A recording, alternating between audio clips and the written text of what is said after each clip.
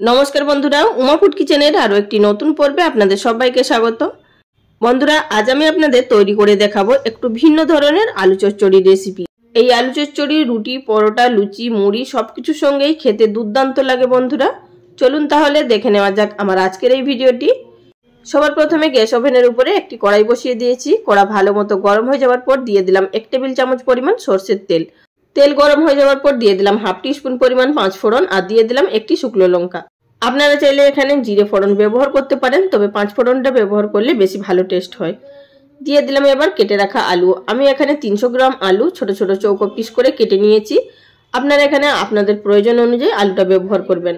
আলুটা কিছুক্ষণের জন্য নাড়াচাড়া করে নেওয়ার পর দিয়ে দিলাম এর মধ্যে গ্রেট করে নেওয়া হাফ টিস্পুন আদা, একটি বড় সাইজের টমেটো কুচি, দিলাম স্বাদ মতো নুন, দিয়ে দিচ্ছি এর মধ্যে 1/4 টিস্পুন পরিমাণ হিং। হিংটা আগে ফোড়নে দিলাম না, যদি দেওয়া হয় তাহলে কিন্তু হিংটা পুড়ে যেত। আর দিলাম হাফ টিস্পুন পরিমাণ হলুদের গুঁড়ো, দিয়ে দিলাম হাফ টিস্পুন পরিমাণ লঙ্কা গুঁড়ো, দিয়ে দিলাম 3টে চেরা কাঁচা লঙ্কা। এখানে আপনারা ঝালটা নিজেদের পছন্দ অনুযায়ী দেবেন। এখানে কিন্তু লঙ্কা গুঁড়ো এবং হলুদ গুঁড়োটা সম্পূর্ণ অপশনাল, আপনারা ইচ্ছে করলে দেবেন, না ইচ্ছে করলে নাও দেবেন। সমস্ত উপকরণগুলো লো ফ্লেমে কিছুক্ষণের জন্য কষিয়ে নেওয়ার পর এবার আমি গ্যাসের ফ্লেম লোতে থাকা অবস্থাতেই এটিকে ঢাকা দিয়ে 5 মিনিট মতো রান্না করে নেব। টমেটোর থেকে যে জল বেরোবে তাতেই কিন্তু আলুগুলো আমাদের হাফ সেদ্ধ হয়ে যাবে। মাঝখানে একবার ঢাকা তুলে নাড়াচাড়া করে নিয়েছিলাম যাতে করে তলার দিকে না লেগে যায়। আর বন্ধুরা এখানে দেখতেই পাচ্ছেন টমেটোর খুব সুন্দরভাবে গলে গেছে। আর এই পর্যায়ে আমি এর মধ্যে অ্যাড করে দেব হাফ কাপ পরিমাণ গরম জল। এখানে আপনারা যতটা গ্রেভি রাখবেন সেই অনুযায়ী জলটা অ্যাড করবেন। আমি এখানে আলু চচ্চড়িটা ঝোল ঝোল করব না, একটু গামাখা ভাব রাখবো, তাই এখানে জলের পরিমাণটা কম ব্যবহার করলাম। এবার এটিকে নাড়াচাড়া করে ভালোভাবে মিশিয়ে ঢাকা দিয়ে আবারও রান্না করে নেব 5 মিনিট মতো। যতক্ষণে আলুটা সেদ্ধ হচ্ছে অপরদিকে আমরা কিছুটা পরিমাণ কসুরি মেথি পাতা ভেজে নেব। আমি এখানে হাফ টিস্পুন পরিমাণ কসুরি মেথি ভেজে নিচ্ছি। তো এইভাবে যদি শুকনো খোলায় ড্রাই রোস্ট করে নেওয়া হয় তাহলে খুব সুন্দর একটা ফ্লেভার বেরোবে আর খুব তাড়াতাড়ি এটি কিন্তু গুঁড়ো হয়ে যাবে। ভেজে নেওয়ার পর সাইডে সরিয়ে রেখে দিলাম। এবার আমরা দেখে নেব আলুগুলো ঠিকঠাকভাবে সেদ্ধ হয়েছে কিনা।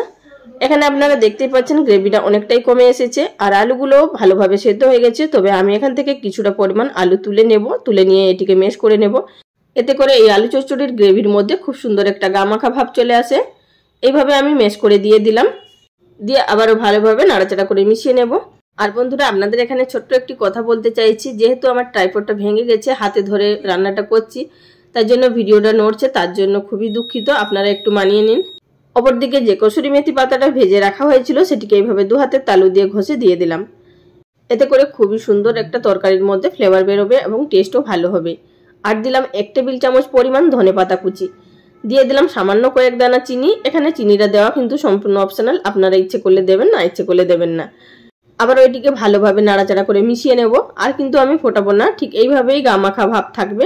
এবার এটিকে গ্যাসের ফ্লেম বন্ধ করে দেব। এছাড়াও বন্ধুরা আমার চ্যানেলে প্রচুর আলুর রেসিপি বা আলুর দমের রেসিপি আপলোড করা আছে, আপনারা চাইলে সেগুলো সব দেখে নিতে পারেন। নিচে ডেসক্রিপশন বক্সে কিছু লিঙ্ক দিয়ে দেব। এবার তো আমাদের আলু চচ্চড়ি সম্পূর্ণ রেডি। একটি সার্ভিং বোলের মধ্যে সার্ভ করে নিচ্ছি।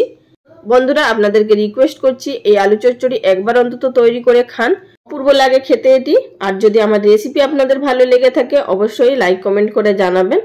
আর যদি কেউ নতুন দর্শক বন্ধু হয়ে থাকেন চ্যানেলটি সাবস্ক্রাইব করে নেওয়ার অনুরোধ রইল।